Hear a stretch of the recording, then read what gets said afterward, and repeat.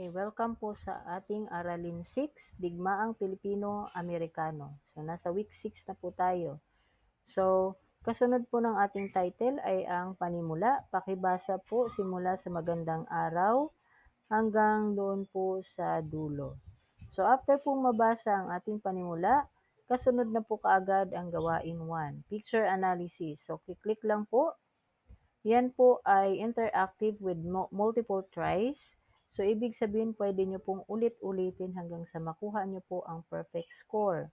So, meron po kayong makikitang picture. So, nakalagay po dyan, saan makikita ang lugar na ito? So, yan po ba ay makikita sa Manila o Santa Mesa? So, kung anumang sagot nyo po, hihilahin nyo lang po papunta sa check na kulay green. So, sample, ang sagot po ay Manila. So, dadalhin nyo po siya dito. So, yan po ang gagawin. Pagkatapos po, i-click nyo po yung arrow na to hanggang sa makarating po kayo sa panlimang question. Pag natapos po lahat sagutan, click nyo po yung word na check. So, yan po ang ating gagawin sa gawain 1. Kasunod naman po ay ang ating gawain 2. So, sa gawain 2 po natin, yan po ay self-assessment or drag and drop. So, pakiclick po ang gawain 2, drag and drop. So, ibig sabihin, meron po kayo uling makikitang mga pangungusap na may box. And then, ang choices po ay nasa kanan. So, sample, ang digmaang Pilipino-Amerikano ay naganap noong. So, ibig sabihin, ang pinag-uusapan natin ay yung date po na kung saan nangyari po yung digmaang Pilipino. So, mapapansin niya naman po, obvious po, wala po ibang date dyan. So, sample, ang sagot ko po ay ito. Dadalhin lang po siya dito sa box. So, ganyan po ang gagawin hanggang sa panlimang question. So, pag natapos na pong sagutan, proceed na po tayo sa ating lesson presentation. So, dito po sa lesson presentation, makikita nyo po ang video ng ating lesson.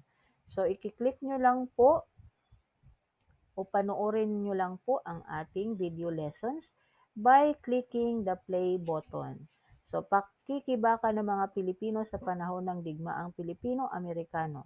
So, pwede nyo po siyang ulit-ulitin panoorin. So, kapag hindi masyadong naintindihan, panoorin nyo po muli. So, panoorin simula sa umpisa hanggang sa dulo. So, meron po tayo ding isa pang lesson na mapapanood via YouTube. So, click nyo lang po ito at mapapanood nyo na po ang pakikibaka ng mga Pilipino via YouTube. So, kung gusto po makakuha ng copy, click nyo lang po yung transcription ng pakikibaka and then download nyo po. So, after po ng ating lesson presentation or ating video lessons ay ang gawain 3. So, gawain 3 is self-assessment questionnaire. Yan po ay interactive with multiple tries. So, ibig sabihin, pwede nyo pong ulit-ulitin hanggang sa ma-perfect po ang score nyo. So, sample, dito po sa tanong na ito, ano po ang sagot nyo? So, sample, ito po. I-click lang po ang inyong sagot. And then, click nyo po itong arrow na to para sa mga kasunod na katanungan. Hanggang sa makarating po kayo sa panglimang question. Pag nasagutan na po lahat, click nyo po yung word na check. So, yan po ang ating gawain 3. Para po sa ating gawain 4, yan po ay optional. So, wag nyo na pong gawin. Diretso na po kayo sa ating gawain 5.